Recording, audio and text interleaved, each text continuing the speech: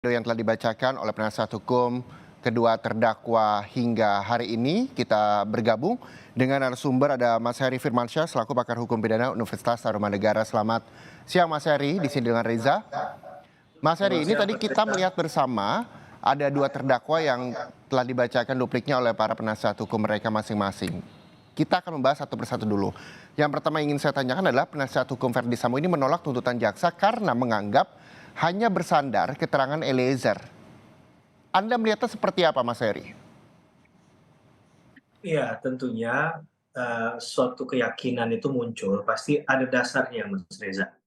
Eee kalau kita melihat dalam perkara ini, apa yang disampaikan Eliezer itu tentunya, banyak yang bertentangan dengan terdakwa yang lain. Tapi apakah kemudian, eee, yang hanya satu atau segelintir ini dianggap salah? Nah, ini kan yang kemudian ditelusuri oleh jaksa kan.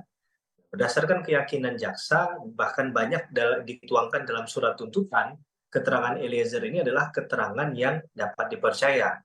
Nah, mengapa yang lain tidak dimasukkan? Karena mungkin asumsi saya berdasarkan apa yang disampaikan di surat tuntutan, ketika jaksa menyinggung masalah ketidakpercayaan, bahkan cenderung untuk mengatakan yang tidak sebenarnya, dan kemungkinan juga lingkar terdekat dari para terdakwa mengetahui hal itu tapi mendiamkan, itu kan berkali-kali juga sudah disinggung oleh jaksa penuntut umum.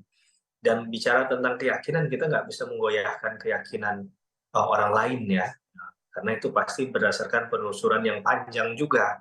Sama seperti keyakinannya penasihat hukum, misalnya penasihat hukumnya Sambo bahwa Sambo nggak bersalah. Sambo hanya memerintahkan hajar, hajar itu nggak sampai mati begitu.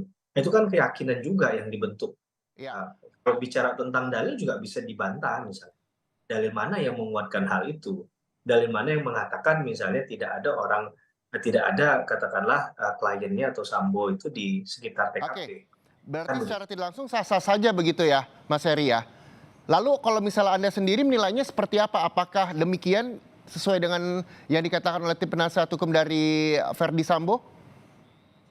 Iya, saya coba menyelami, perasaan seseorang kalau menjadi penasihat hukum ya. Tentunya ya inginnya kliennya pasti dapat, keringanan, bahkan kalau Mhm. bisa bebas ya pasti menuntut kalau bisa minta dituntut bebas.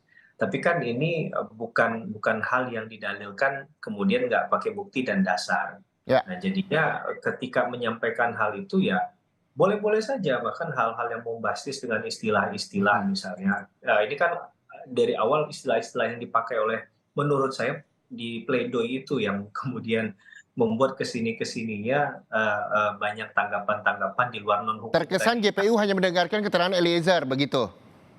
Ya, kalau bagi saya, mau mendengarkan dari siapapun kan yang penting adalah yang disampaikan adalah satu kebenaran material ya. Ya. Nah, masalah tadi ada beberapa keterangan yang sudah dibaca, yang sudah disampaikan di muka persidangan, Mhm. kemudian setelah dinilai ternyata tidak berkesesuaian, nah apakah kemudian itu harus dipersalahkan? Nah, kan itu yang tadi kita sampaikan, kalau kita bicara penghormatan dengan sehormat-hormatnya pembelaan itu dilakukan, baik dari sisi jaksa penuntut umum maupun kuasa hukum, Mhm. harusnya ini bukan bukan lagi menjadi bagian atau konsumsinya kan.